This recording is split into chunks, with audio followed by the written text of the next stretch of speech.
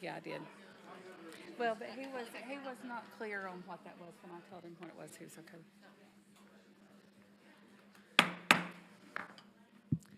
Welcome to the Board of Education's March 6, 2023 work session. Please stand as we observe a moment of silence followed by the Pledge of Allegiance led by Ms. Spike.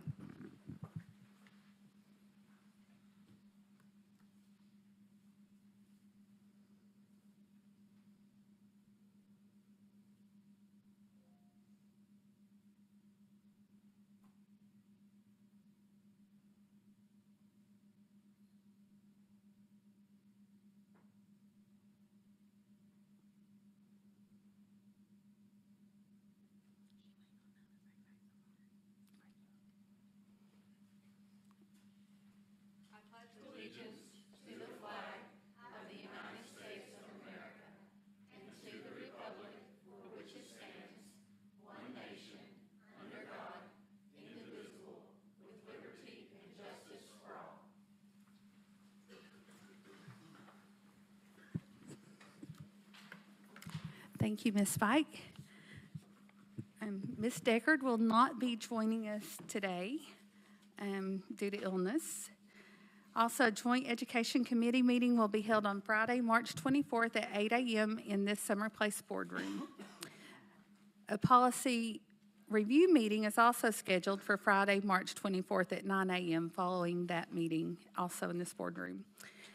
And just a reminder to those in attendance that our public meetings are the only opportunity the board has to discuss items that come before us as an elected body. We're glad you chose to attend, but please note that elevated noise makes it difficult for us to hear as well as for you to hear what we are saying.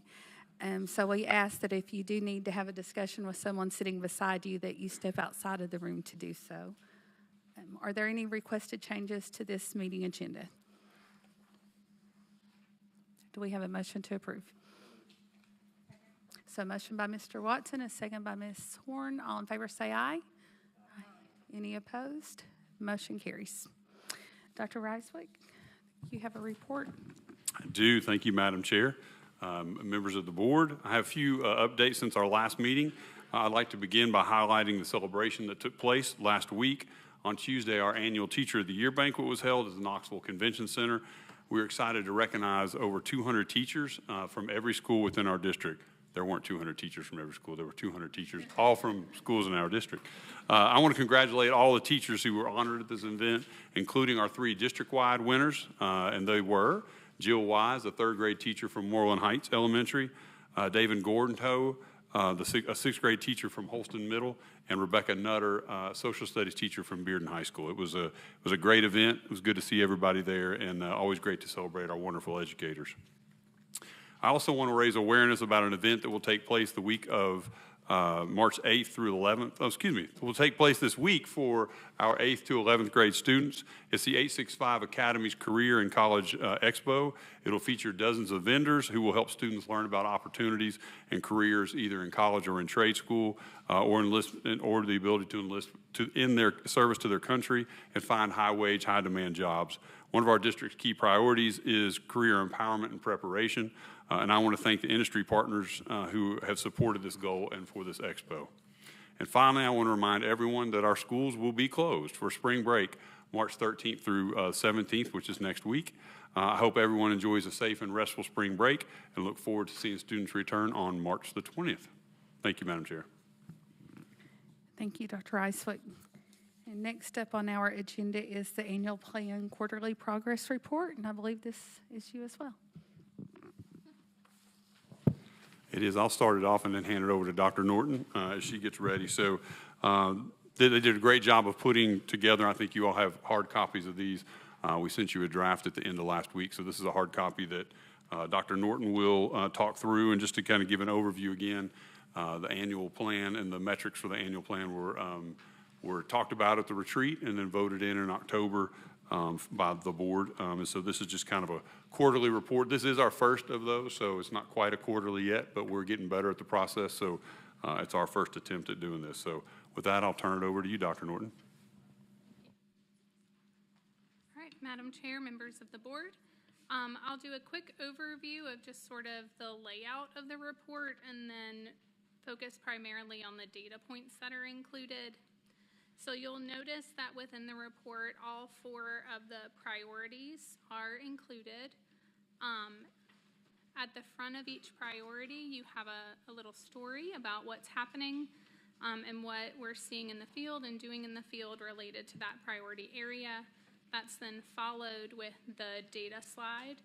The data used in this report is related to the metrics that were set in the annual report back in October. So if you wanted to get that out and look at the correlation across, that's where you would see these data points came from. So we'll start with the early excellence in foundational skills. You'll notice the top 2 graphs are the Ames Web data. The goal around the Ames Web is that we would decrease the number of students who are scoring below the 40th. So what you want to see in those graphs is a decrease in the bars, and that's what you're looking for there. Our goal was set for 3rd grade in particular that we would decrease the percentage of students scoring below the 40th by 1.5%.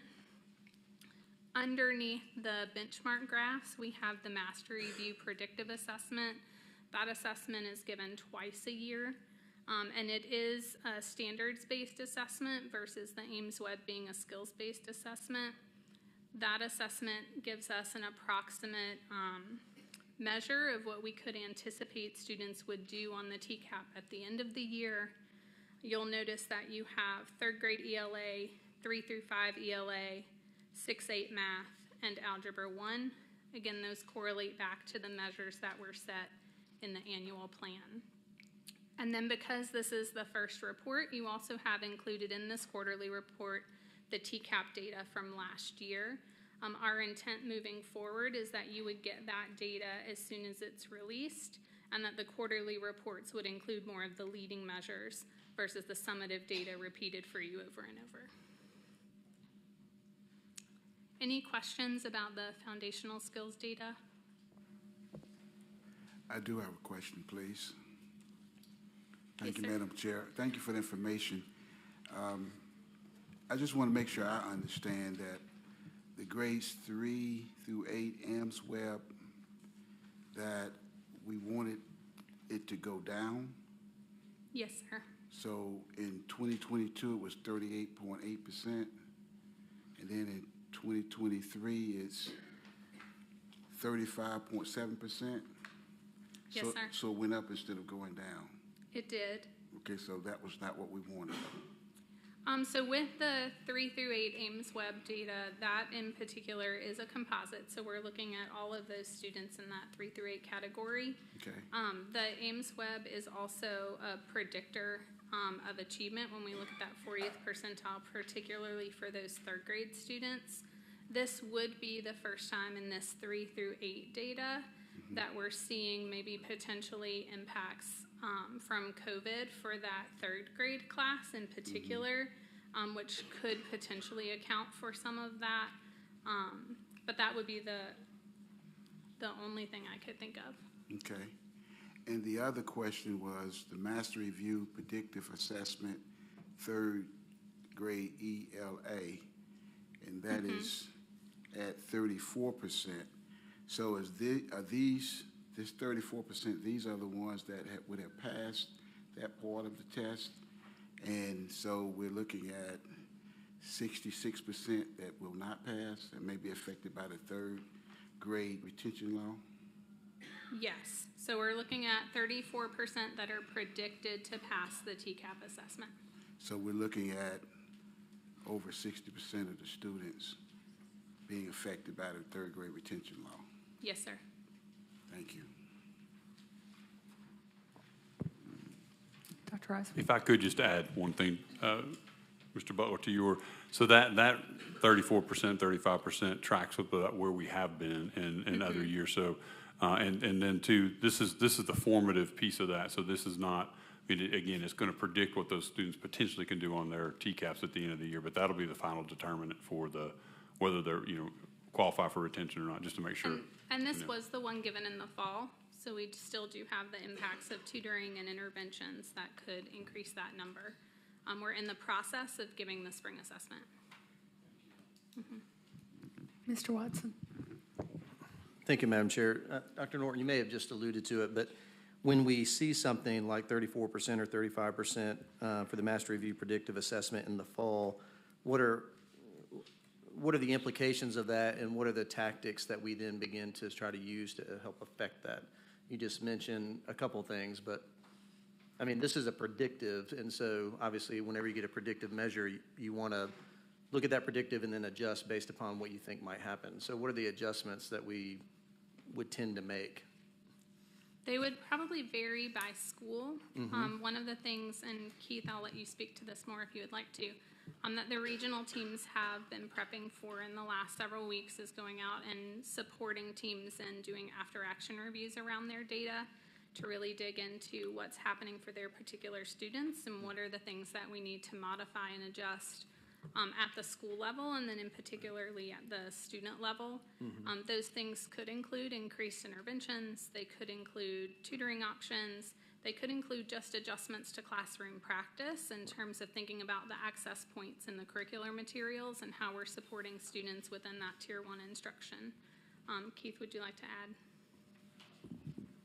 More or less just to echo what Dr. Norton said, you know, when you look at the narrative there, the focus on Christenberry Elementary, it's really a lot of that work. So the region teams have been going out and looking at, you know, all year long, really working against the school goals and the school plans that have been established, and trying to help the different school teams kind of monitor and look at that. Dr. Norton mentioned a specific tactic that we've kind of implemented recently to help move more into some of the data dashboard items and some of the data that's readily available to the schools, and ensure that they've got a process for looking at that data and, you know, making those decisions, whether that is additional tutoring, whether it's grouping decisions at the classroom level that could help them to address certain needs, things like that. But a lot of that is school by school, and has certainly been a topic of discussion for the regional teams as they've gone out to these schools and looked at that. Yeah, thank you. That's helpful. I mean, that's what I would expect to hear, that we're breaking that down into smaller units and employing tactics and interventions at that level. So I think this number is helpful for us as a board in terms of looking at the overall, but certainly becomes much more meaningful as you drill down. So, yeah.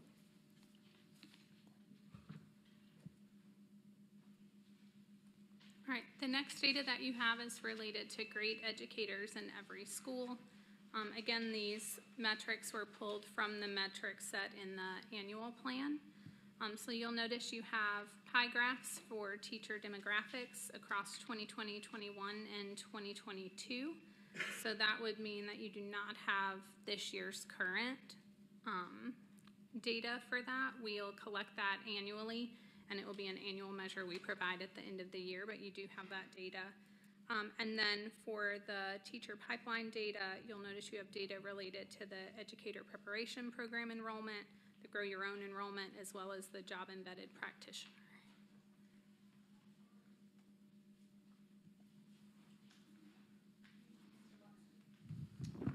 Thank you, Madam Chair. I think it could be helpful to, with the pie chart data around, you know, teacher makeup, if we could also at the same time have the data related to student makeup, so that way we see the correlation between the two. It becomes more meaningful if you know, for instance, if we knew that 40% of our students were Black and African American.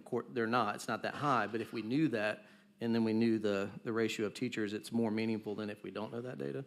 So I think that could be good to include. So. Yep, so we'll look at shifting that to an infographic moving forward with the current year data against student data makeup. Yeah, thank you.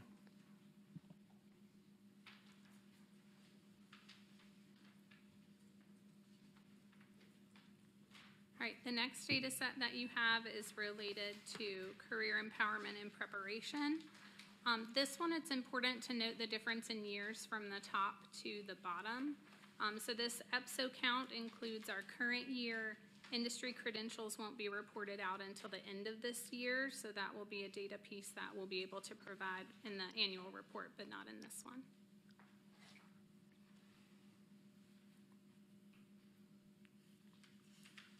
Any questions there?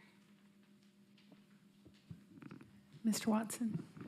Thank you, Madam Chair. Dr. Norton, I just want to make sure I'm understanding it correctly. So The middle one with national industry certifications by year, let's take 2022 is 1,257. So is the next number of 2022 the students with one or more? It means of those 1,257, 1,052 of them actually have more than one? Yes, Okay. sir. All right, thank you.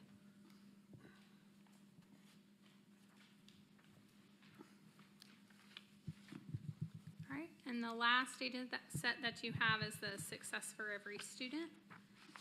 So you'll notice on that one you have the average student attendance rate. That includes our current attendance rate in that 2023 line. You also have chronic absenteeism.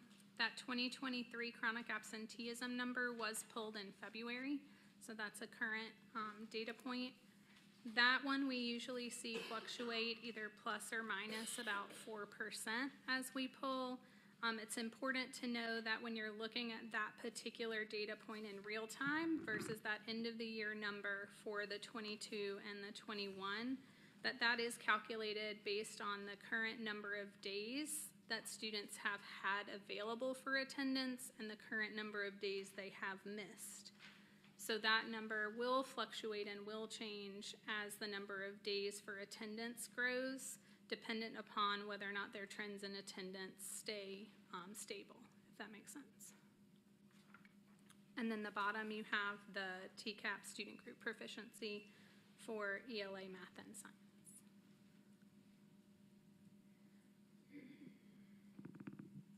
Any questions there?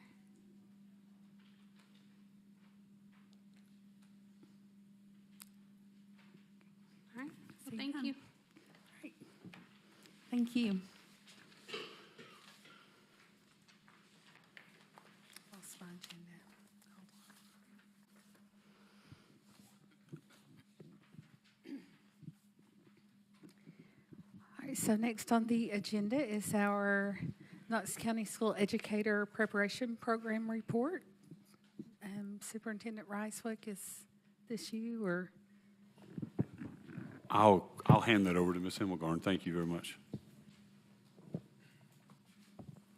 Madam Chair, members of the board, Alex Mosman, our Executive Director of Talent Acquisition, and Ula Carr, EPP Supervisor, are here to give our update.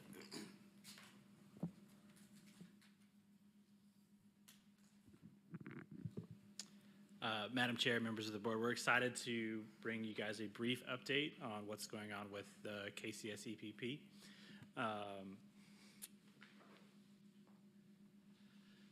And so we'll give you, for those of you who haven't seen or read much about the EPP, we'll give you sort of a brief overview, provide a little bit of guidance around sort of why KCS is its own EPP, and then work through who's in this and how does this program actually work. So as an overview, KCS, Knox County Schools, is its own educator prep program. And so we're a member of TACTE, the Tennessee Association of Teacher Education, so similar to UTK, Lincoln Memorial University. We're a part of that consortium just because we function as an educator prep program, much like many other higher education institutions across the state. It is specifically right now content area based for CTE courses, and so it was first approved in 2021, and then really excited to share that a month ago, or a little over a month ago, we were approved to expand the content areas we're able to offer, and so we're able to offer licensure in the academic CTE as well. The EPP is a really important solution and important tactic for the way in which we think about recruiting and retaining high-quality, diverse educators into KCS, because it removes many of the similar barriers that we see across the board that were addressed by the state's occupational apprenticeship program. So the program itself is low cost. It has a small fee associated with it, but most KCS teachers get that back in the form of tuition reimbursement. And another exciting piece of this is we are not only training teachers for Knox County Schools, but we serve as an EPP for districts across East Tennessee as well. And so many of the other districts we partner with also offer financial assistance to the participants in the program. You've all heard about 865 Academies, and this is where the EPP becomes a really important piece of the work that we do. And so the KCS EPP serves as this sort of strategic lever for us to be able to have a pathway that provides candidates who have industry experience that we would want to be teaching in KCS schools, similar to the way that we've thought about the course offerings for 865 academies, but provides them a tailored experience to think about how to be a K-12 educator. So I have industry experience that I want to translate into a K-12 environment. The KCS EPP provides them with the training to be able to be pedagogically sound and execute really effective instruction in the classroom. And I'm going to bring up Ula Carr to talk a little bit about who's in the program and how this all works. Madam Chair, board members, as EPP supervisor, I manage the program overall and on a day-to-day basis. So I'm going to tell you a little bit about who's in it. We are a small but mighty and growing team. So besides Alex as the head administrator and myself, we just, fresh off the press, hired an EPP instructor, Judy Seabird. She went through the application process in January and February and has been selected. She's going to shadow me, instruct our cohorts this spring semester, and then we'll take over teaching in July completely. So we're excited to have her. Cohort 1 is, and time flies by so fast, getting ready to graduate already this spring semester. We had 8 candidates from Knox County schools and 7 from other districts. These pictures here show them during their presentation in January, which was held right as they finished coursework, and now they are focusing on preparing to take the Principles in Learning and Teaching Praxis exam, and we're excited for them, hopefully all of them, to pass that and transition out of the program. Cohort 2 is in full swing. We have, again, 8 candidates from Knox County, 12 from other districts, and they are graduating next spring semester. And we're already building cohort number 3. So right now I have 9 enrolled from Knox County, including 1 who would be pursuing the academic CTE track in business education. That's exciting. And 11 from other districts. And this does not even include the summer hiring. So we're anticipating quite a bit of a cohort there. The area we serve is obviously the Orange Country and East Tennessee core region over there on the map, plus 2 counties from the 1st Tennessee region, Hamblin and Cobb County, just because they are geographically close to Knox County. Knox County Schools is obviously our primary partner, but we have state-recognized partnership agreements with 8 other districts listed here. That's where our current cohort members are from. And as we are building cohort 3 and adding more candidates, we're also adding a few more partnering districts, as you can see here. And this is as of right now. We run about the same schedule as the school system does, so from July till June and then over again. Our application process is always open though. We are accepting enrollments year-round, and new cohorts will start their coursework in July with a 5-day, basically a boot camp. We call it intensive induction, but it is important to enroll these job-embedded candidates throughout the year because of their licensure status, so that they can be practitioner, occupational licensed teachers. And just to summarize our key accomplishments of the first couple of years, we have served and are still serving 35 candidates total and are adding 20 and more to it. We have served and are serving 9 districts, but currently expanding to 13. We've added that specialty area program, academic CTE, which includes business education, marketing, human services, ag, and computer science. Very important these days with the legislation coming out that it has to be taught basically in all levels of school. And we've added the EPP instructor position. So quite a few things going here, and we're excited to see what the next school year will bring. Thank you. Any questions? Thank you, sir. Thank you, Madam Chair. They're underselling what they've done. I just want to, I couldn't let it go by without them saying that. So, you know, a couple years ago, I mean, just to understand an EPP, you all did a great job, not saying that, but you're not tooting your horn on what you did. There were the increased rigor for EPP, educational prep provider. So that's typically universities who do these certifications in order for people to get licensure. The standard went up. A lot of people got out of the business. So there was no one for these people who, as Alex described, who were going back to kind of become CTE teachers, second career kinds of folks. And ULA actually really stepped up at that time. We had a grant from the state. There was no one in the eastern side of the state doing this. We saw it as an opportunity, if you all remember who were on the board, to be able to get our CTE teachers certified. You all allowed us to move forward with doing that. ULA spent hours and hours and hours building this program out because it's under the same rigorous standards as the universities who do educational prep providers. So to be able to do that on a small scale, and then not only does it benefit us, there are dollars that come in with that when other counties bring in their folks in to do that, and they pay us to do that. We're now seeing up to 13 other counties that are getting served by us to be able to certify CTE teachers. It was a big deal to add the other academic piece to the CTE that they were able to get. Again, a whole other addition to application, a rigorous approval process to get that done. And I don't know, at one point we were one of 2 counties that had that in the whole state. I don't know if we still are or not. So again, this is a huge part for us when we talk about CTE and trying to fill those classrooms, that we can actually do that in-house as opposed to having them go to Austin P or MTSU or somewhere like that to take those kinds of courses in order to finish that out. So it's a great benefit to our staff and teachers to bring on, but also for our schools and the students to have that level. So I just wanted to make sure they're not going to say that, so I had to say it. Thank you. Ms. Horn? Thank you, Madam Chair. I'm just thinking about other questions that people may have that are watching, because there may be people watching that would be interested in this. So just a couple of questions. So let's say you have somebody in industry who would want to come and go through this process. How long does the coursework take, and do they begin teaching right away? And then how do they get involved and take that next step to become to join one of the cohorts? Yeah, those new teachers would start teaching in the classroom right away in form of a job embedded placement.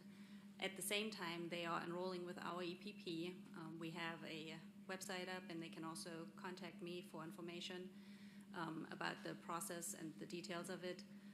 There are some requirements that everybody has to complete as far as industry certifications and work experiences involved.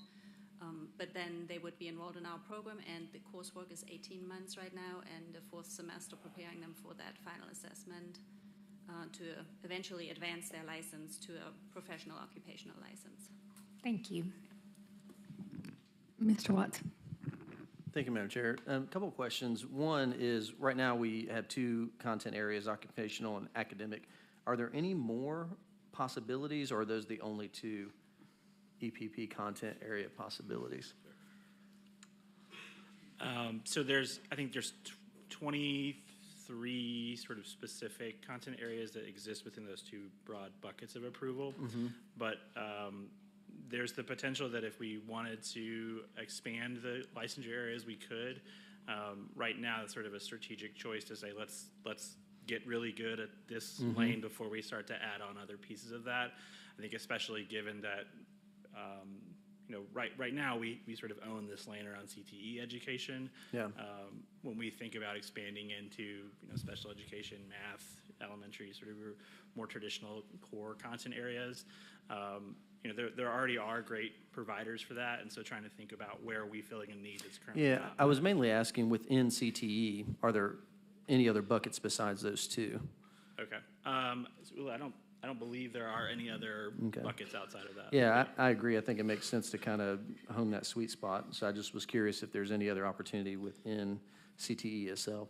And then the cohort members that are coming from Knox County, is there an obligation to give a certain period of time to Knox County schools once you've completed the EPP program? As an incentive for them to stay with us, they get their tuition fee reimbursed after working for us for 3 years. Do we, I know you may not know it off the top of your head, but are we tracking like the conversion rate? Do we know how many are converting to Knox County schools? Well, so far we have retained all cohort 1 candidates. Yep, fantastic. Well, actually, I should say one KCS candidate switched to another partnering district. So Okay. we've retained them in the EPP, just not in Knox County. But cohort 2 looks promising, and so forth. I mean, you can't help if some family reasons cause a Oh, candidate sure. to Yeah. move and switch. Yeah, I agree. I don't think you can control any of that, but it would be curious to know how many of them end up sticking in for how long with the investment that we're making on the EPP side, so. Yeah. Thank you. So any other questions? Okay, and just to echo what Dr. Reiswick said, thank you both for all you do in your work on this. It is very important, and I know this is an initiative we've been working on for quite a while now, so I appreciate it. And Ms. Owen, I believe you're up.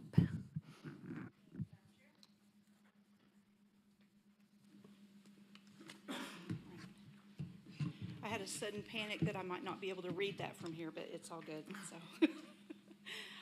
Okay, so we want to talk a little bit about the legislative session and especially the Learning Loss Remediation and Student Acceleration Act, because that is what is happening right now. So like any legislative session, it started off very slowly, and right now everything is happening. So we need to be very focused on exactly what is happening when, so that we can have our voices heard, so that we can best advocate for our students. So to remind everybody of what that Learning Loss Remediation and Student Acceleration Act is, beginning this year, a student in 3rd grade shall not be promoted to 4th grade unless the student's ELA score on the state TCAP test shows performance rated as on track or mastered. And we all know that that retention decision hinges only on that ELA portion of the TCAP test. So students approaching or below proficiency may be promoted if certain conditions exist, and I've kind of squished them all together there. If they're English language learners, if they've been previously retained, if they are retested and scores proficient. Here's a little issue there. When Commissioner Schwinn was questioned about that retest, and there's several legislators who keep saying, but they can retest. Commissioner Schwinn was very clear that that retest is not a retest of the TCAP that they took. It's another test that the department has created for students to retest to determine their proficiency. So it's possible that they could pass that retest at the end of summer and then the next year be right where they were on TCAP proficiency. So if they are below, they have to do both of the bottom two. If they are approaching, they have to do one or the other. So attend the bridge camp with a 90% attendance rate at the camp and adequate growth on the post-test, and assigned a tutor through the Tennessee Accelerating Literacy and Learning Corps for the entire 4th grade year. Then students shall be retained in 4th grade unless they show did I put that up there wrong? Unless they show adequate growth on the 4th grade ELA portion of the TCAP. So if we get to the 4th grade and they are not showing adequate growth, they must be retained in 4th grade. They can only be retained no more than once in 4th grade. So they could be retained in 3rd grade. They could be retained again in 4th grade. There are exemptions for special education students, and that's based on IEPs. So everything we know is that retention is rarely the best plan. Clinical report from the American Academy of Pediatrics. If you'd like to use this, I'll be glad to send it to you. And I have the extended report too that you may already have, but I can send that to you. The preponderance of evidence reveals that having a child repeat a grade is not an effective strategy to help a child with academic difficulties meet his or her maximum potential. And one of the authors of that report went on to say that children won't outgrow learning and attention issues by repeating a grade. In fact, repeating a grade may contribute to long-term issues with low self-esteem as well as emotional or social difficulties. Our legislators have heard this in testimony again and again. So let's talk about the State House hearings that are going on right now. There are some unprecedented things happening in the legislature. When they passed this law, it was during lockdown, right at the height of COVID. No one was allowed in the legislature. They did not talk to teachers or principals. They just passed the law. So they've gotten a lot of feedback about that decision. And what they are doing now is listening to everybody. So they have had weeks and weeks of hearings, and they have called in experts. They have talked with superintendents. They are planning more and more of these, but they are having hearings every week to hear from people specifically about these bills and how to correct this law that they've already done.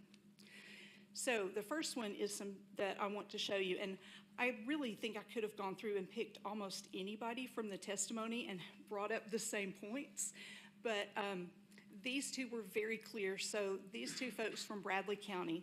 The first is from Dr. Dana Yost. She's their federal programs coordinator in Bradley County. And she noted that learning to read is a developmental process. We all know that. All students do not acquire literacy at the same rate. TCAP standards analysis reveals that the same standards are not tested each year. So we're talking about retention based on something that changes every year. Different standards are being tested each year. The 65th percentile is the measure of proficiency. So if we look at any kind of bell curve and we are looking at the mid-range of students, we should be looking at the 50th percentile. That's where the average student is going to fall. But we are retaining everyone who falls below the 65th percentile. That doesn't make sense based on any of the statistical discussion that they have had from any of the testimony from people they chose to come in and give the testimony. So then from Dr. Elizabeth Kaler, who is their supervisor of elementary education in Bradley County, she noted that students are not identified as having high risk of literacy concerns unless they perform at or below the 25th percentile. So we're looking at students not even being identified as a high risk of literacy concerns unless they're in that 25th percentile, but we're retaining all the way up to the 65th percentile. The same standards are not tested from year to year. The number of standards tested changes from year to year. These are points that our legislators on these committees have heard. They need to hear them again and again and again, because as soon as they walk out those doors, sometimes they go back to what they were assuming before. If you repeat this to them, they say, oh, again, and they think about it again. Keep these points at the forefront when you're having those discussions. The other thing to notice is that TCAP is not assessing only reading. When we're saying that this is our reading test, it's not. It's assessing English language arts, and students are being assessed on any of a possible 83 English language arts standards. 83 standards that change every time the test is given. Those include speaking, writing, grammar, all kinds of things in addition to the actual ability to read. The TCAP's expectation for passing is above average. So to pass, your score must be significantly above average. A student must be an above average reader just to be considered proficient. We need to keep driving that home, that it's not that these students cannot read, it's that this test and the score that we've chosen to use requires them to be above average before we even consider them as proficient. And all of the testimony keeps circling back to this. Students need more foundational supports in pre-K through 2. We need supports for students who are already behind when they start school. When retention and promotion decisions are made, multiple measures have to be considered. And rather than state-mandated retention, decisions about retention should be made by teachers and parents. So let's look at some of that legislation.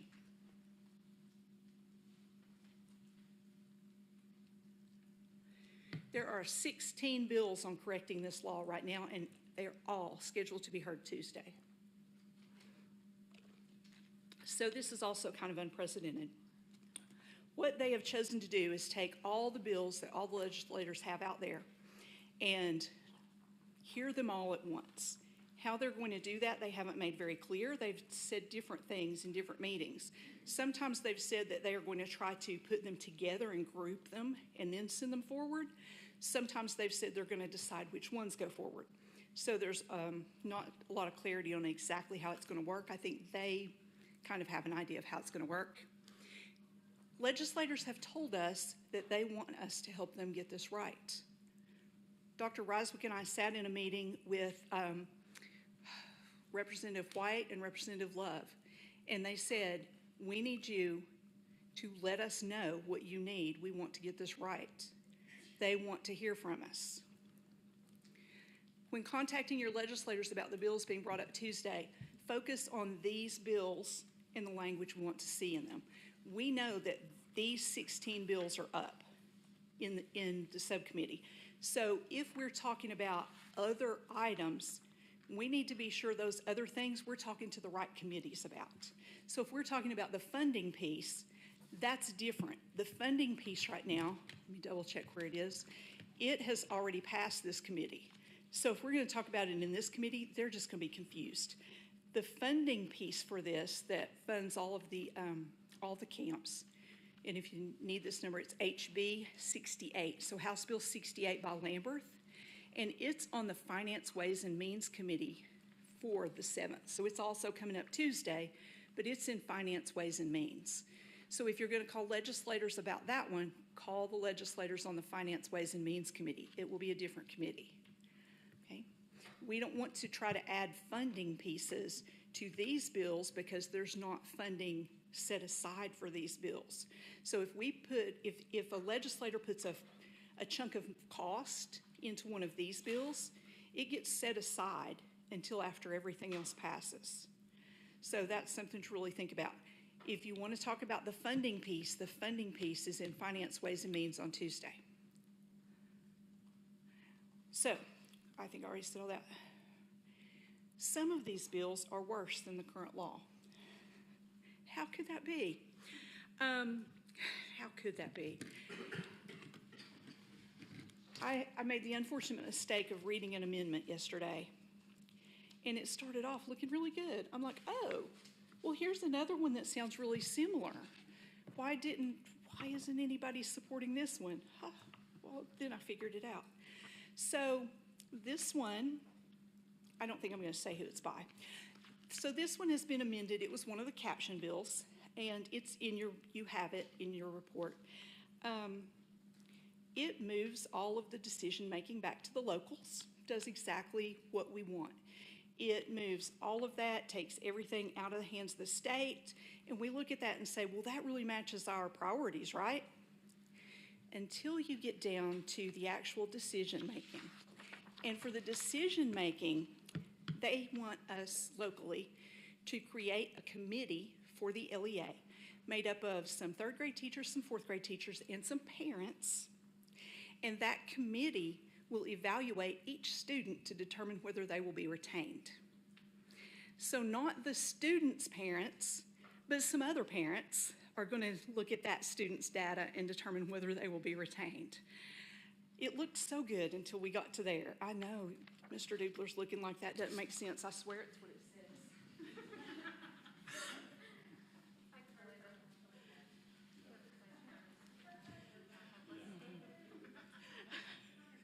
He had a look that said, I'm crazy. And I felt a little crazy after I read that. But yes, so that's why it's really important that we look carefully, because if we are just saying we want local control, that bill does it. Boy, we don't want that, because that absolutely takes away any of the actual parent's voice and gives it to some other parent. It also takes away the actual teacher's voice, because that committee is made up of some third grade teacher, some fourth grade teacher, some parents, and they decide each individual student. So let's just move on past that one, because that's horrible.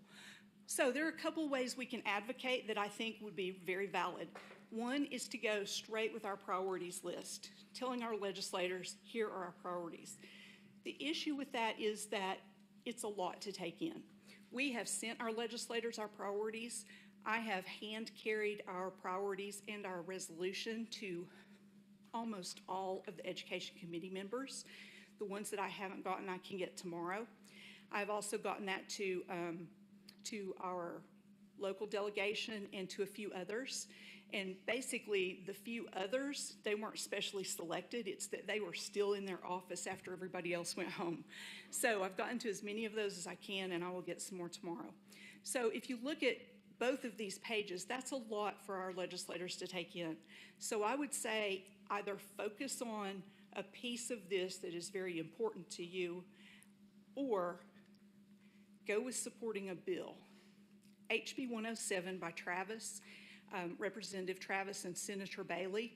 It requires the local district to adopt and implement a retention policy for third grade students. So puts it in the hands of the locals. It allows, rather than requires, the ELA portion of the TCAP. It allows multiple academic measures to determine retention. It establishes a parental notice requirement in order to recommend a third grade student for retention. The only problem with it is that it says 15 days after the TCAP comes back, and that's quite late. So hopefully that would be amended. Also, if you look at any bill that's talking about that window for getting the TCAP test back, Commissioner Schwinn told the committee that she has been guaranteed that the tests will be back, at least the raw scores will be back, between May 19th and 26th. And if you go look at the calendar, that 19th is a Friday. So then you've got Saturday, Sunday. Our teachers and students are gone on the 26th. So if we get them sometime between the 19th and the 26th, and that happens to be the 26th, somebody has to go through those raw scores and determine who to retain after our teachers and students are already gone.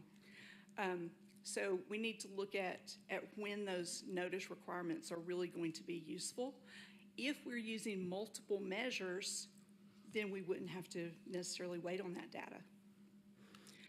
Removes the state school board authority to establish an appeal process.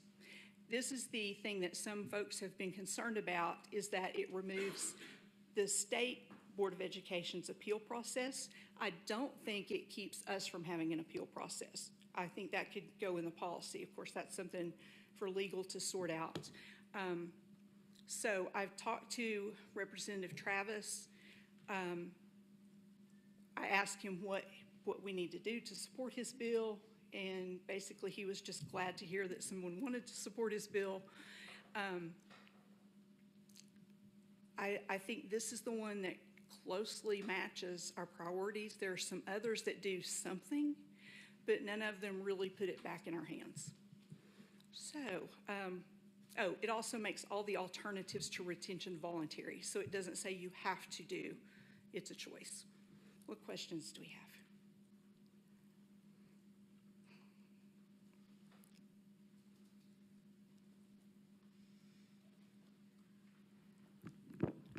Mr. Watson? I'm assuming when you said, thank you, Madam Chair, I'm assuming when you said Tuesday, you mean tomorrow. Tomorrow. Okay, I just want to make sure that I was getting that correct, so. It is yes. tomorrow, so please, it's at 4:30 tomorrow, though. So Right. you have plenty of time. If you call and get the staffer in the office of the legislator, go ahead and talk to that person. That person will get that information to them. Yeah. But I also want to say, just thank you for, I mean, I don't know how many trips you've taken up there, but I appreciate you doing it. So, About 4. so. Any other questions?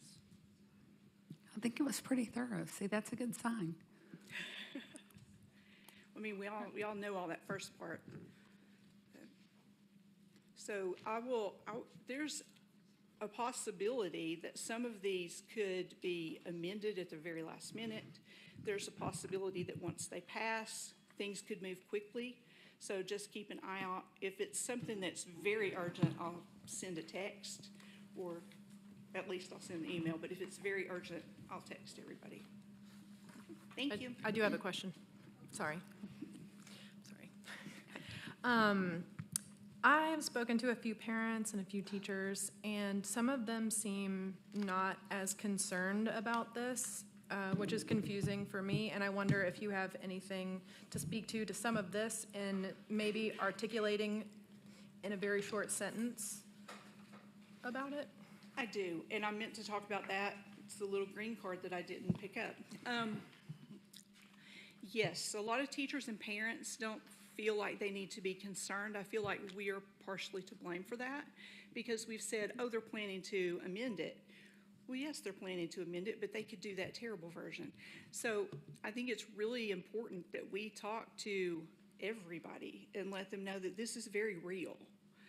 I think there's also, you know, that look a minute ago that bill couldn't be what that bill said. A lot of parents don't believe that this could really happen. Oh, they're not going to retain 65% of the kids. Yeah. So I think it's urgent that we let people know that. We should not have teachers telling families not to worry because it's going to be changed. We should have folks telling families, call your legislator and ask how they're changing it. We have an opportunity to make a difference in this, and I think we need to take that. We have all experienced having 300 angry people. This isn't going to be 300 angry people. This is going to be 300 angry people per board member. And it's not a temporary thing. This is something that's going to impact these children forever. So we need to be really, really clear with folks. Be sure they know how to contact their legislators. Be sure they contact this committee. And then when it gets through this committee, we need to be sure that they know exactly where it's going next. It should go to full committee next. Okay, thank you. Ms. Pike.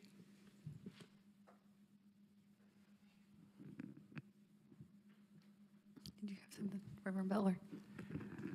First of all, thank you, Jennifer. Awesome, awesome.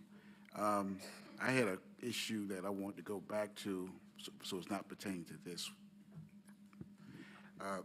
I want to ask, as part of the superintendent's report, if we could get a brief update on the status of the custodian issue. So do we want to do that? Do you have that tonight, or is Thursday okay to add it at the beginning of Thursday's all right. Thursday? I just wanted to make sure we get that. How about we just add it to the beginning of the agenda on Thursday? Yes, thank you. Thank Okay, perfect. Dr. Adams, did you, or do you, Dr. Adams might have a status, it looks like, or? Actually, Madam Chair, thank you, Madam Chair, Reverend Butler. We do have an update, and I submitted that. It was late Friday evening, so Dr. Reiswick had every intention on sending that to you all in the board update. All right. So moving into our regular agenda items.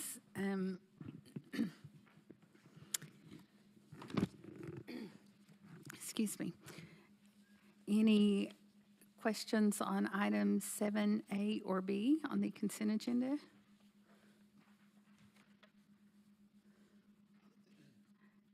And item 7C.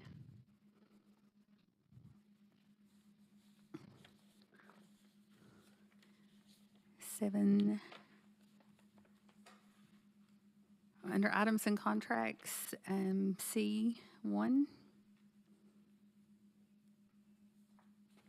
or 2.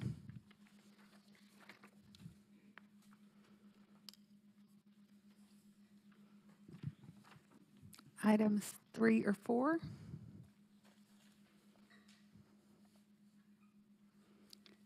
Five or 6. Mr. Watson?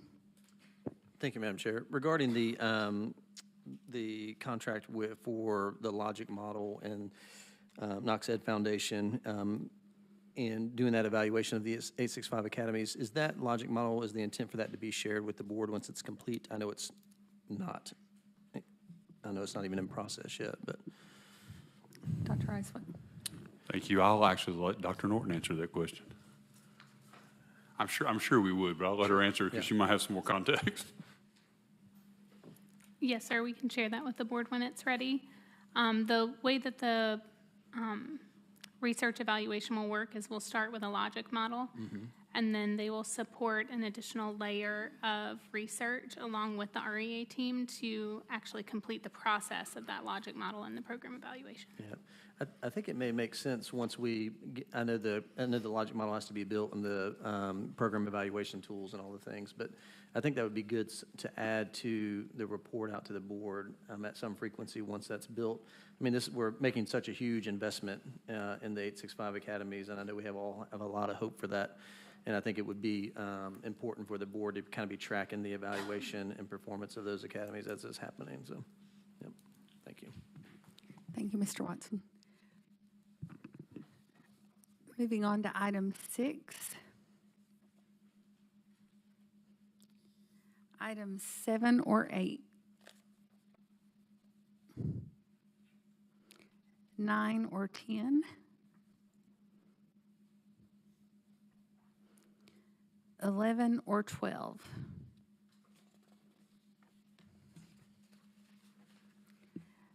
13 or 14.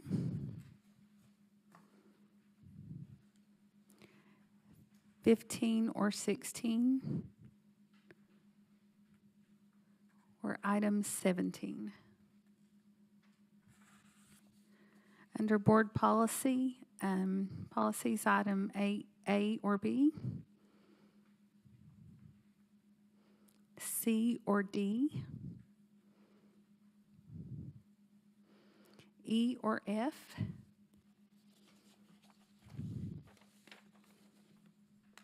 Item G. H or I. Or item J. Ms. Owen? Thank you, Madam Chair. Regarding summer school attendance, I know we want to probably have this in place before summer school, but there's also some legislation moving about when and how and whether that should be mandatory. So we probably want to consider that. This could change after we vote. Thank you. Mr. Watson? Thank you, Madam Chair. Because this wasn't discussed in policy review, and I know, Dr. Riswick, that you sent it out to the board and we got a chance to read, but would you just add some clarification to the community about what's driving this policy and why it's built the way that it is? Thank you, Mr. Watson. I'll let Dr. Wilson speak to it. It's a requirement of the state, but I'll let him speak to why for the summer program. Thank you. Thank you. So there is a requirement in the laws, as you've seen tonight, and we've talked a little bit more about the requirements for students who are potentially going to have to attend that summer school as part of the requirements for promotion, that they are in attendance 90% of the time. If a district establishes a policy, they are allowed to make a way for students to make up some of that lost time in order to meet that 90% requirement, but it does require that a policy is drafted for that. And so that's what this policy is really following the state guidance to make sure that, if students do have some limitation or are missed a certain number of days, that we would have a way for them to make up and potentially still qualify for promotion. Thank you. So the policy speaks to that makeup being eligible if students miss 2 or less days, correct? And then it jumps to 4 days, that if it's 4 days, they can't make it up unless it's extenuating circumstances. Is that correct? Right. So basically, we're intending to plan for a formal couple of days at the end of the run for the summer school program that will be dedicated to. We'll still have teachers on staff and be able to provide for the makeup. Yeah. Exactly. And so a student who missed 3 days would be able to make 2 of those days up potentially, and would only miss 1, still falling within that 90% threshold.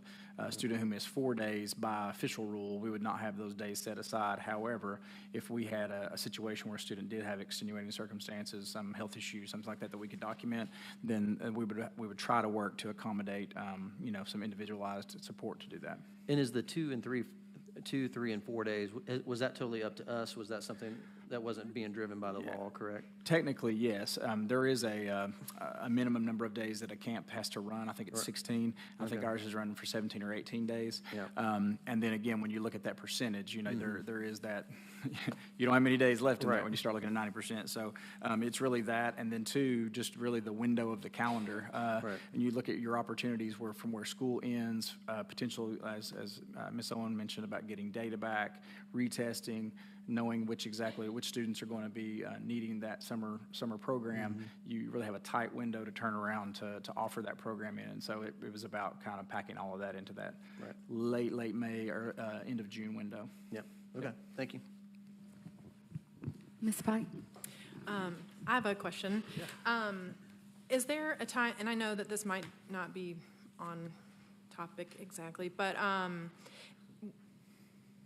are parents allowed to sign their children up that are still passing for that? Or when is the window, will the window be before that, like May 19th, 26th? Do you have dates for that or Yes, ma'am. projection?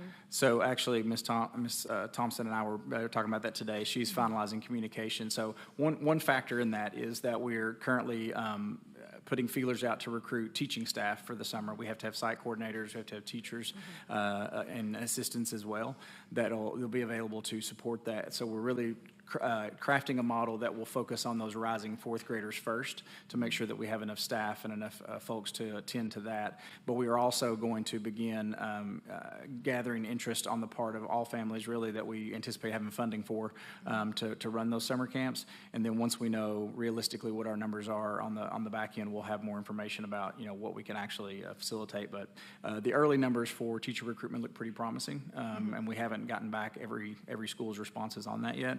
And so we feel like we're going to be able to meet the requirement that we're going to have for if we move forward with the fourth graders, and then be able to offer some additional supports as well. But that should be coming actually really soon. We were looking at some of the communications on that today, and I think the goal was to get some of that out this week. Okay, that's great. Because personally, I have a third grader, so right now I'm looking at signing up for summer camps, and some of them have a March 15th deadline to sign up for, and like the YMCA uses some of our facilities and stuff like that. And so is your team with those camps in communication with any of those other places that use Knox County facilities for the summer? I would have to lean on Ms. Thompson to know exactly what the communication has been with as far as those providers and the use of the facilities. I'm not familiar. Okay. Yeah, we can certainly follow up on that though. Okay. Yep. No. Yeah. Ms. Thompson, did you want to speak to that? No, she's anxious to come up here Yeah, and no, talk. she looked like she was ready to step forward. So. Ms. Thompson, if you want to give a little more clarity around that timeline, too. I know you and I talked a lot about that today, but. Thank you, Madam Chair, Board. So if you could repeat the question, please, because Sure. make sure I answer correctly. It's just easiest to use myself as an example. I have a third grader, and I don't know if how he's going to score. But right now our signups, and so places like the YMCA that use Knox County School facilities sometimes and other things, they're delaying their signups because they don't know which facilities they're going to be able to use. And they've essentially sent that out as a message, and I'm curious if your team is in communication with them on when they're going to be able to know when they can start scheduling and taking parents in. Yes, families. The other part of my job responsibility is the aftercare providers, and the ones that we currently have a contract with, I have been in contact with them. I let them know early on what our dates were for summer learning, and actually we expect that registration will open on Thursday, March the 9th, so parents will be able to know and have that availability to register early if they would like. But I've been talking to all of our aftercare providers that provide in our building to let them know these dates and communicating with them. Do you know what would happen if a parent, say like me, let's say I register my son for this summer learning camp and he ends up not needing it? What would happen in that situation? You would just be able to withdraw. Just an easy withdrawal. Okay. Thank you. Anything else? Mr. Watson? Thank you, Madam Chair. Dr. Reiswick or Dr. Wilson, is there a need for this policy to pass on first reading from a timing standpoint? I actually talked with Dr. Phillips, who drafted the policy on that. She did not feel like there was any need to rush for it because of where we are. I think we're fine. Thank you. Ms. Owen? Thank you, Madam Chair. I didn't want to get too far out in the weeds on the funding piece, but HB 68 by Lamberth that's going to be in Finance, Ways and Means. increases state expenditures by $25 million for summer camps going on into the future. And one thing that legislators were asking in committee meetings that they wanted to be very clear is that they want to give districts the flexibility to use that for whatever grade they need. So if we needed to move that lower, if we needed to move it to focus more on K1, 2, we could definitely do that. So that's something that they wanted and we assume would be in the final version. And what was the number on that again? HB 68. Okay, thank you. All right, so moving on to grants. Any discussion on item 9A? Items B or C? D or E? F or G? Ms. Christie. Oh, sorry. That's okay. I have a wasn't question. looking that way. That's all right. Let's see. I think it's E on the Knox Head Foundation, the $200,000. I may be missing it, but what are there specific programs that are already highlighted for those funds? That would be item E. Is this Dr. Rice? Thank you, Madam Chair. Thank you, Mr. Warren.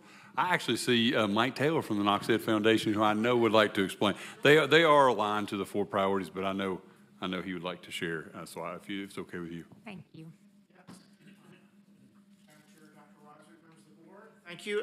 Good to be here with you tonight. And yes, there were some priorities for that. So our priority-based grants are in alignment with the district priorities, but also they must have some academic outcomes that are assigned to those, and also be in alignment with their school's improvement plans. So this year, what's a little bit different, if you remember in the past, we've done the Teacherpreneur grants. This year, it's a modification of what we've done, and it can be a classroom-focused grant, it can be an entire school grant, or it can be something that impacts an entire region or an entire department. So for example, and I'll just come up with something here on the fly, but if instructional technology wanted to develop a drone unit for middle school students to learn about drones, this could be some innovative funding to pilot that where they could develop the curriculum, test it out, see what works, use it in a few classrooms, and then say, okay, now we've come up with the end products that we're going to create then for all middle schools, so it would be something that could be replicated as an example. Okay, and if teachers have applied, they're in that application process currently, is that correct? That's correct. Okay. So we've just actually wrapped that up. So Okay. we did. So and it's something that we'll be doing again next year. So we're going to intent is to grow the project, grow the amount of funding that will be available each year. But they do apply.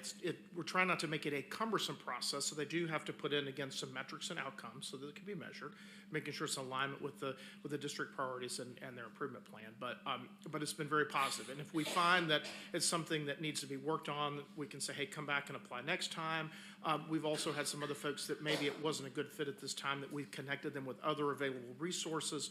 So the goal is if they're applying, we want to make sure we can get these, if they're good projects, funded, or at least connected with some sort of resource if it's not something we're able to fund. Okay, thank you. Yep. Any other questions? All right. Thank you, Mr. Taylor. Okay, thank you. So moving on under grants, item F or G? H or I? All right. Going into contracts, items A or B? Excuse me. Item C or D? E or F? Oh, Mr. Watson. Thank you, Madam Chair. My question is actually related to item C. And is the lot contract, is this about upgrading or replacing? And is there any additional benefits that Knox County Schools is going to have through this project in terms of features and things like that for our schools? Dr. Adams. Madam Chair, members of the board, Mr. Watson, it's both. Okay. So where we need upgrades, we need upgrades. And I know we've got some schools that are for security reasons, that we needed to upgrade their safety as far as their access to the building. And so we're looking at those schools as well and getting everyone in the same system. Thank you. That's mainly what I was getting at. I know we can't be specific about, what those are, but that some of this will address some of the some safety concerns at different schools. Yes. Right. Thank you. Mr. McMillan? Just out of curiosity, how does this figure compare to figures in the past, or is that an unfair comparison? Does anybody look at that? I'm assuming you're speaking to the contract? Yeah. That is a great The question. $750. Is Mr. Towle here? So I know there has been an increase across the board, and that's controls and that's locks, that's everything. So we can get you that exact figure of what it looks like in I past. just wondered how it compared, and if it, it might not be comparing the same thing. Yeah, there's Impact. yes, there is a significant increase. Okay, thank you. Thank you. All right, item D or E.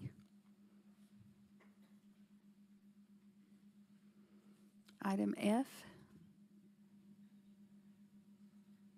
Mr. Watson?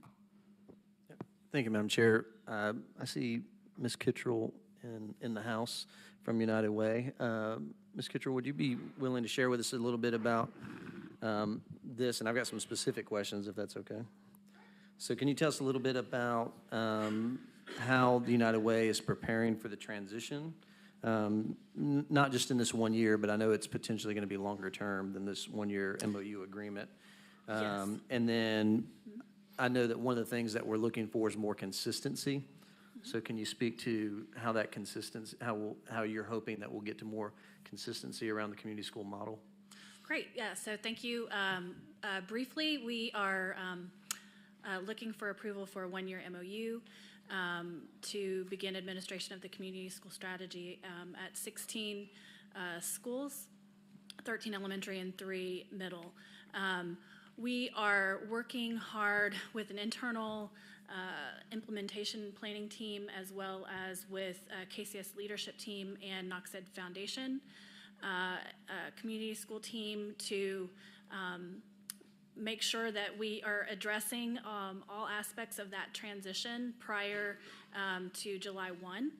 We've been working for the last several months actually with both KCS and KEF team members in this space. We are wrapping up tours at all of the community school sites.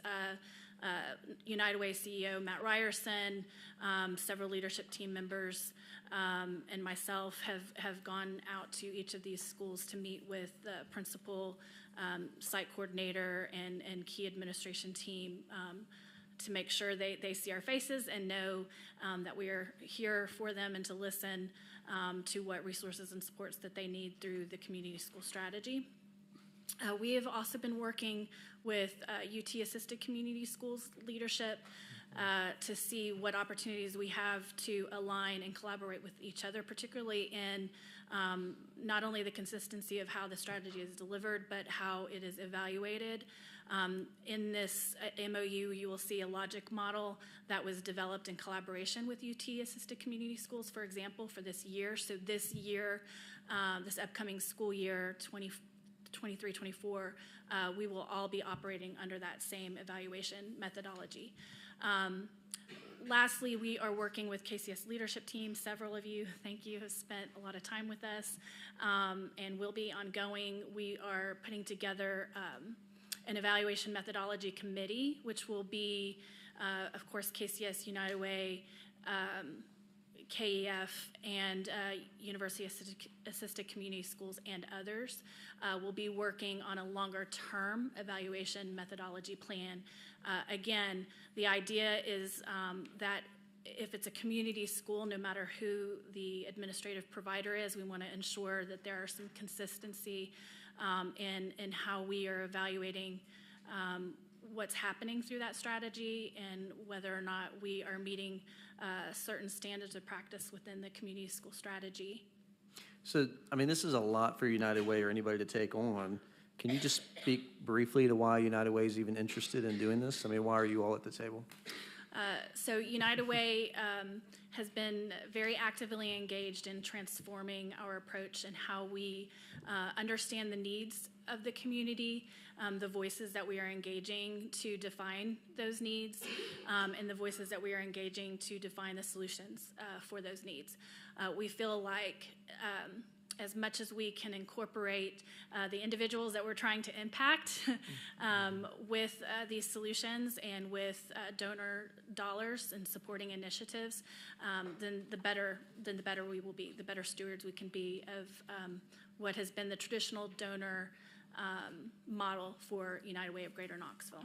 Yeah, and I think most people who are familiar with United Way historically has seen it as a funding organization primarily. Yes. So it's probably hard to divorce people's minds from that. But do you envision that United Way will provide additional investment to community schools, actually invest more in it than maybe what's been able to be traditionally invested in? Absolutely. I think, first of all, we want to recognize, Knox Ed Foundation and Great Schools Partnership have done an incredible job over the last more than a decade with the community school strategy and growing it and incorporating best practices. We want to come in and just continue to strengthen that. And again, to drive consistency, but also continue to identify schools that and communities that can benefit from that strategy. That is where United Way can come in and help support with additional, not only additional funding resources, but staffing resources to drive some of those, expanded set of services. We will be looking to strengthen some of our partner districts in the region that are interested in pursuing community school strategy. Okay, good. I don't think I was aware of that piece of it.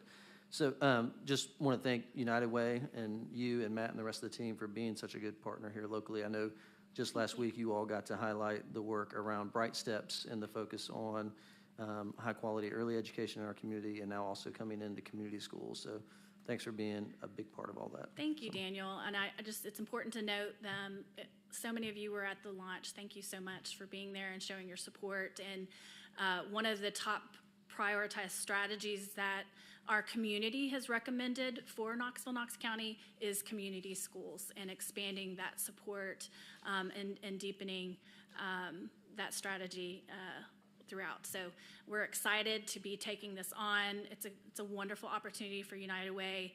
It's one that we're taking very seriously, and we look forward to keeping you updated. Thank you. Okay. Is there any? All right. Thank you. So moving into regular agenda items, 11A or B.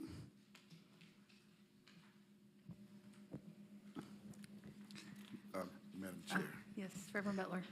Yes, and this may be because I am new to the board, but can the superintendent kind of expound on more of why we're doing this? And I know what I've seen is that this is not new for us to do, but it's new to me. And also with some of the other things that's in our environment, school and education environment that right now about things that we review. So can you talk about that a little bit, please? And this is item A, correct? Yes. Okay. Dr. Icefoot. Thank you, Mr. Butler, and I'll actually ask Dr. Wilson to speak to some of this. But so some of this is there are courses. Well, I guess I'll speak to it. You can add. How about that? So there are some courses that are just approved at the state level. You think like an Algebra 1, Algebra 2, those sorts of things.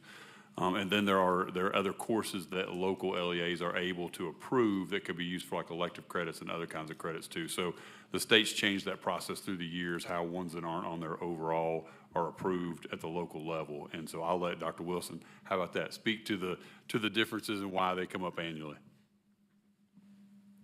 Thank you, Dr. Roswick. Thank you, Reverend Butler. So Dr. Roswick's kind of characterized it pretty well. We have a standard catalog of courses that students can take that the state continues to refine and change. As a matter of fact, one of the ones that we had as a special course this year that was up for renewal was a musical theater course that they're actually going to issue a permanent course code for across the state that we'll be able to use.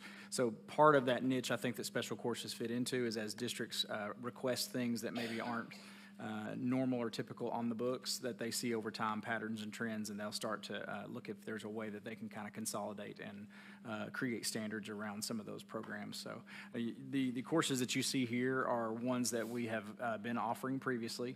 These are all renewals, so these are current courses that we offer that just came up in the process this year. It's typically 3 years at this point for courses to be renewed. So they're all courses that we teach, and we've been asked to go back and revamp the standards and reapply, and you do that on a cycle and a process. So, Mr. Watson? Thank you, Madam Chair. My question is actually related to item B, but you called that one as well, correct? Yes, I did. Is the funding for this in ESSER 2, is this a reallocation from something else we had earmarked for those funding, or is this more detail related to the same funding? Thank you, Madam Chair. Mr. Watson. It's actually a reallocation, and I'll see if Ms. Himmelgarn or if Dr. Adams wants to speak to. My understanding is we've kind of gone through some things. There's some dollars, as you look at a large grant that's approved, and there's always needs, especially in areas like HVAC that we have. And so my understanding is that this were some kind of multiple buckets where there was some money left to be able to pull together to do that. But I don't know if Ms. Himmelgarn, if you want to expand on that. Madam Chair, members of the board, yes, it was a reallocation of multiple buckets. I don't have all of those with us tonight, but we can get that. Yeah, I'm not necessarily needing the detail. I just wanted to make sure that this was not detail about a previous allocation, but more reallocation. Reallocation, yes. Thank you. Item C.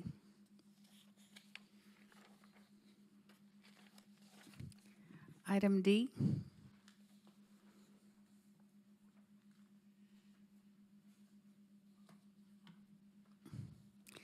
Item E.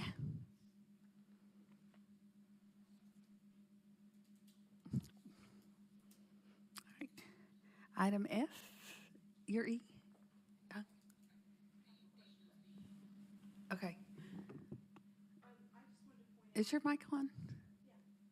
Okay. That's why it's, I was confused, sorry.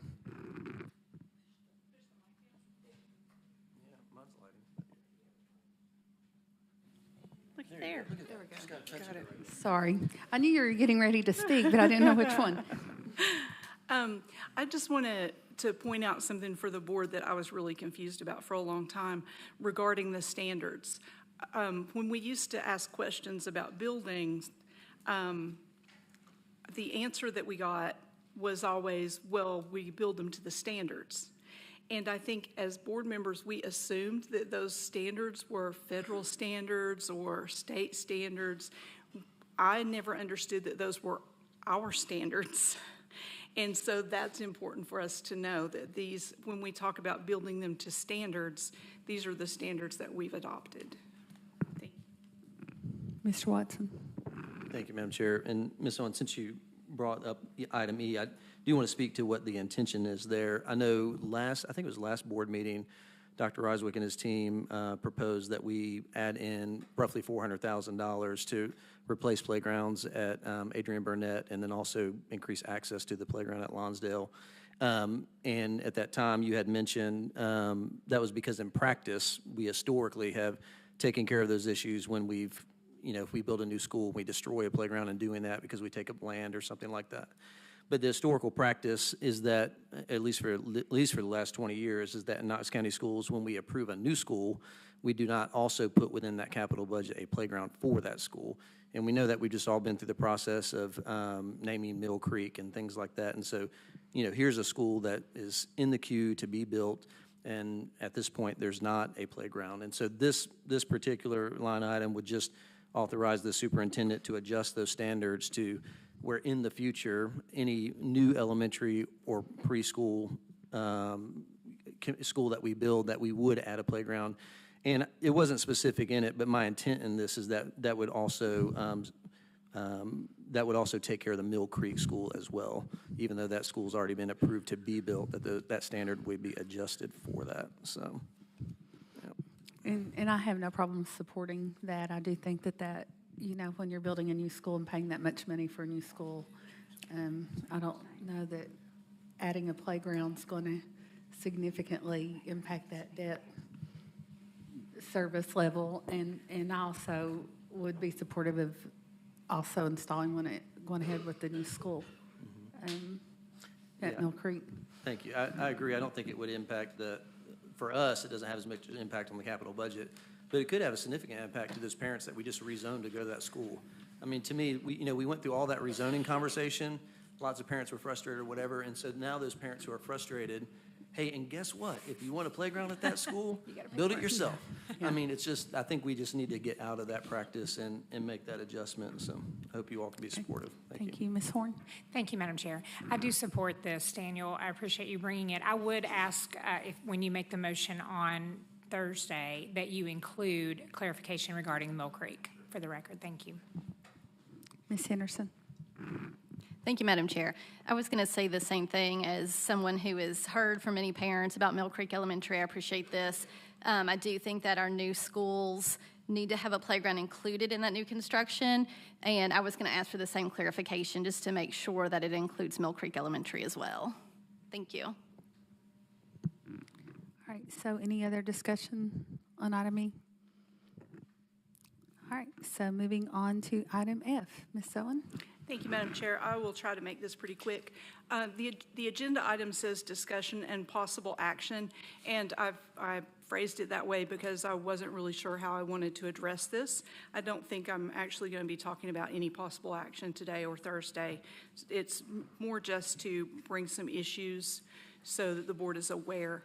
There have been multiple issues getting information that we should all have access to, and whether that is my problem getting the information or your problem getting the information, it's a problem getting information that we need to do our jobs.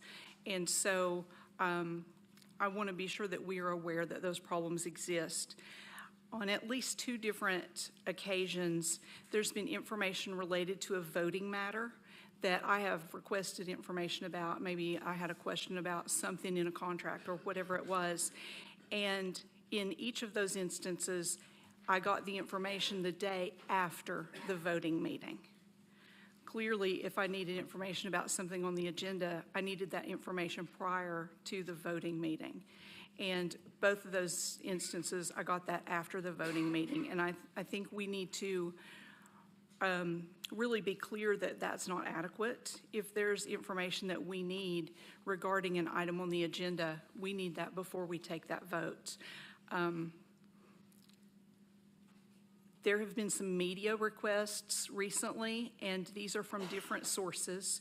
Several media requests that I've seen, and some that media has brought to my attention, where they have requested something very specific, either a document or an email or something like that. And rather than giving them that, they've gotten a crafted statement from the administration. And that's not what they're looking for. They wanted to see the actual email or the actual document. And so I think that's a serious problem with our response to open records, because whether we like it or not, this is a public entity, and people have a right to request open records. And so if it's something that has no reason to be private, that has no reason to be redacted, then they should be able to get those records. Maybe that's something we want to look at in policy. I don't know, but I know that's been a problem multiple occasions. There was a recent incident where a community member asked for some information, and 35 days later, all that he had gotten at that point was a quote that it would be $550 to view the information, and still zero timeline for when that could happen. That person came to me. I requested the same information. I didn't just request it for me. I asked that it be given to all board members. It's been about 3 weeks at this point. In the meantime, not only did we not get it, I have it because that community member found another way to get it. It's a contract that we're going to be looking at in the future. And it is now available. I don't think the board knows that it's available because there was never a response to my request. So there's a contract out there that I've had for almost a week, but you don't have, even though I asked for it to be sent to all board members. That's a problem when we have to go outside of Knox County Schools to get a contract that we are going to be looking at. It's also a problem when a community member wants to see that contract and that community member is told that a contract we are going to be voting on will be $550 for him to view it. That's not even talking about getting copies of it. So that's something for us to consider.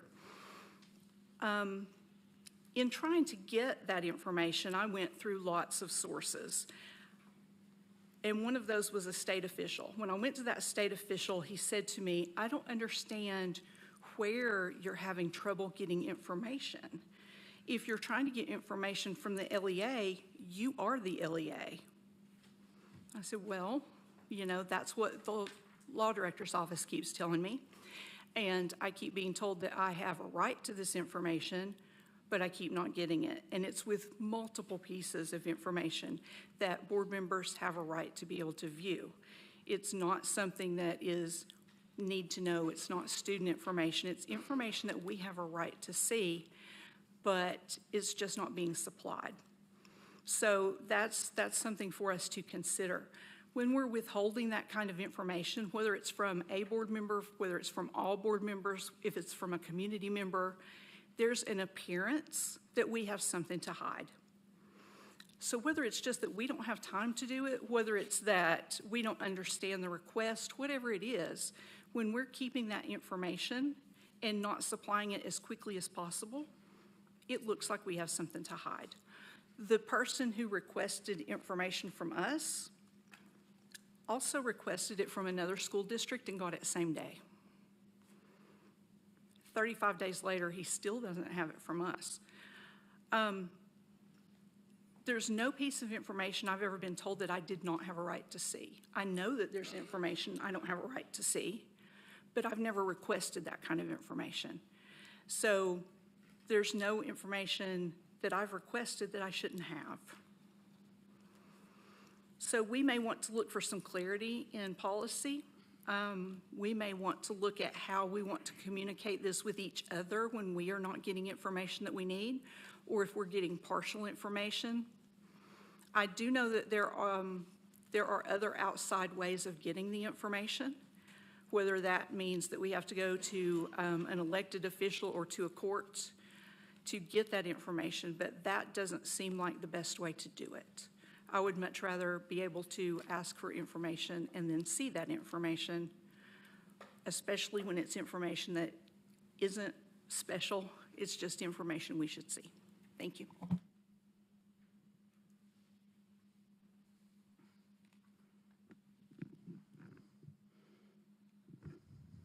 Okay, so any other discussion on that? Mr. Duper, do you have anything to say? Do public record, do information requests come through your office as well, typically?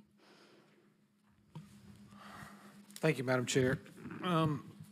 Information requests do not come directly through our office.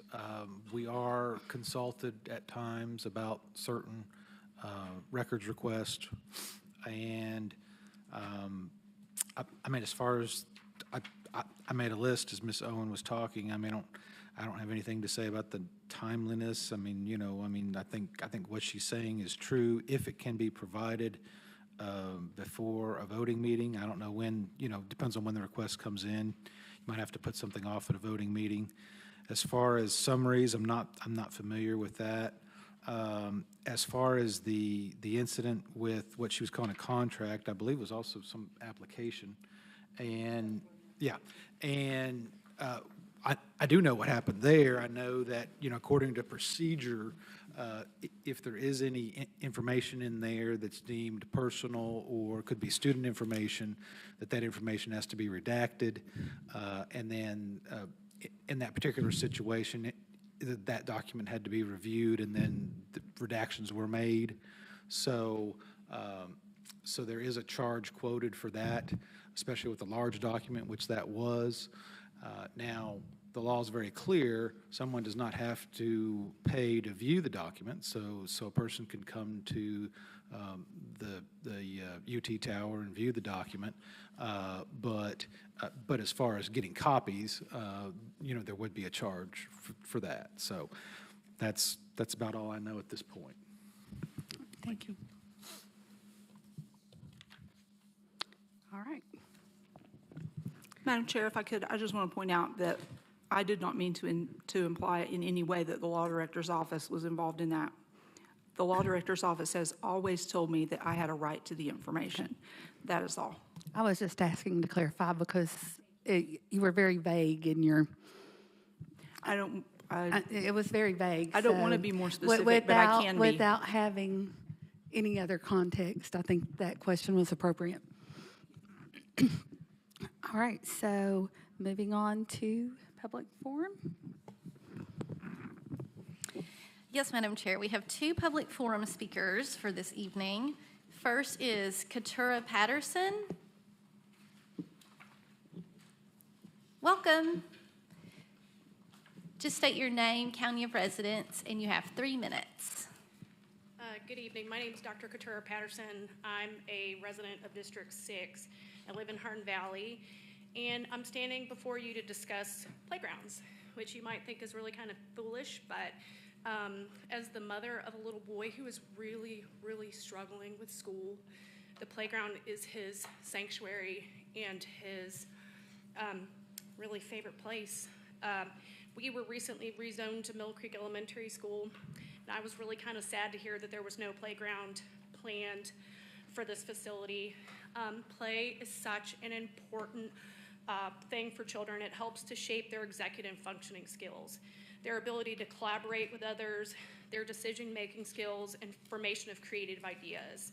And I have a peer-reviewed article written by the Academy of Pediatrics if anybody would like to view this. It also helps to combat childhood obesity. So just as much as you provide learning materials, books, desks, and whiteboards, school playgrounds should be part of facilities. We need ADA-compliant playgrounds for our children. Playgrounds should not be the responsibility of PTO or PTA, but it should be the responsibility of the school system because it is an integral part of their learning. So please make a plan for better play in the future that will help our children foster these executive functioning skills and help them grow into mature young adults. Thank you. Thank you. Next, Mr. Britt. You know the routine. Thank you. Keith Britt, 506 Knowlton Drive. To echo the previous speaker and to thank Board Member Watson for bringing this playground initiative forward. It is a vital part of child education. If you haven't read up on it, there's a 2010 book, Play, by Dr. Stuart Brown and Christopher Vaughn, and I'll just quote the jacket. Dr. Brown explains, play is anything but trivial. It is a basic biological drive, is integral to our health and functioning as sleep or nutrition. So if you have any doubts about the need for playgrounds, please, it's a short read. But more importantly, I'd like to talk about Bright Steps. I read the 126-page action plan. I listened to Ms. Cottrell's March 5th interview on the Compass Points podcast, and I will say that I 100% agree with the foundational philosophy behind that initiative. However, we, as Dr. Norton very clearly pointed out, we are struggling with some basic fundamental principles of education in the school system, and it's not new. We've been struggling with this for years, decades, really. And we haven't seen significant progress or decreasing. We're staying on a pretty flat curve right now. But there's since the 1970s, we've got a cornucopia of scientific research that shows us there is one silver bullet to this. If we want to see dramatic improvements in student outcomes, we need to adopt universal pre-K. All these other programs, as good as they are and as much as I support them, 865 Academies, 70% by 2024, EPP, CTE, it's all basically distractions, hand-waving. I don't want Bright Steps to become the same thing. If Bright Steps is a bridge to universal pre-K, let's adopt it, let's embrace it, let's fund it, let's use it. If Bright Steps is going to be a barrier to this school system adapting universal pre-K, we need to abandon it now. I can't express this to you enough. The county, the commission, the mayor, and this school board need to take the shot. You're going to miss 100% of the shots you don't take. And I think the political environment right now is ripe for adopting universal pre-K. There's so many research papers, so many natural experiments that shows it will unlock student achievement and really unburden our economy significantly. So thank you for your time and Godspeed. Thank you, sir. Madam Chair, that concludes public forum. All right, so moving on to board forum, I'm going to start on the other side this week since I skipped over Mr. Triplett last time. Apologies again. So Mr. McMillan, Mr. Triplett, Ms. Horn, Ms. Bite. I just want to thank Ms. Owen for that presentation today, and I really hope that our parents and community members and teachers are looking into the third grade retention and resolution and all of the bills and really taking it seriously. And I'm always happy to talk to people about it and help people access their local elected officials, state representatives, and all of the above. Thank you. Ms. Henderson? Yes, thank you, Madam Chair. I know Grace isn't here this evening, but I just wanted to congratulate her. She is the valedictorian for Hardin Valley Academy this year, and I'll congratulate her in person Thursday, but I wanted to let everybody know that. I'm excited for her and her family. Mr. Watson? Thank you, Madam Chair. I know it's been mentioned several times, and I know Ms. Kittrell's still in the room, but I do want to echo the work around Bright Steps. And Ms. Kittrell, I'm sure you've sent stuff to the board, but if not, I would encourage you again to send a summary of the plan. I don't know that everybody's going to be able to spend time to look at all 122 pages or whatever that is, but the summary is fantastic, and this has been such I think, is such an important wave in our state and also in our county. And Bright Steps is not just a local effort; it's really a statewide effort that's being worked on through TQEE, and there's at least 7 other communities who are also trying to invest heavily in early education right now. We've been talking ever since I've got on this board, and I know way before I ever got on the board, about the outcomes at 3rd grade. And more the research is saying that we need to invest in those earliest years. I mean, at the event last week, it was quoted that 90% of all neural connections happen before the age of 5. Well, there's a lot going on in the development of our young people before that time.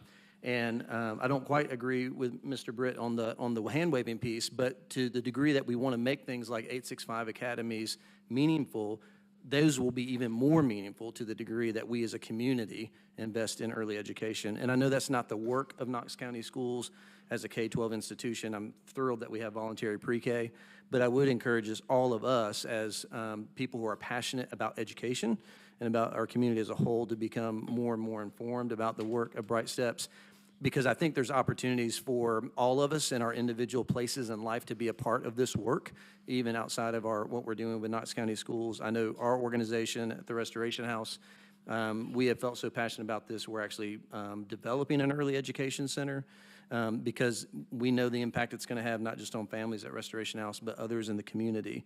And I think more and more, if we all want to accomplish the thing that we want to accomplish, we need to also spend some time and energy really understanding this work of early education and seeing what kind of investments we can make even outside of our roles as school board members. So thank you.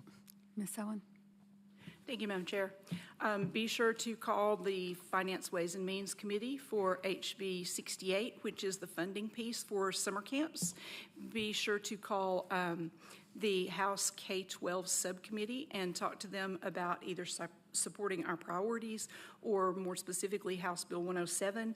If there are parents or teachers out there or people in other districts, it doesn't matter.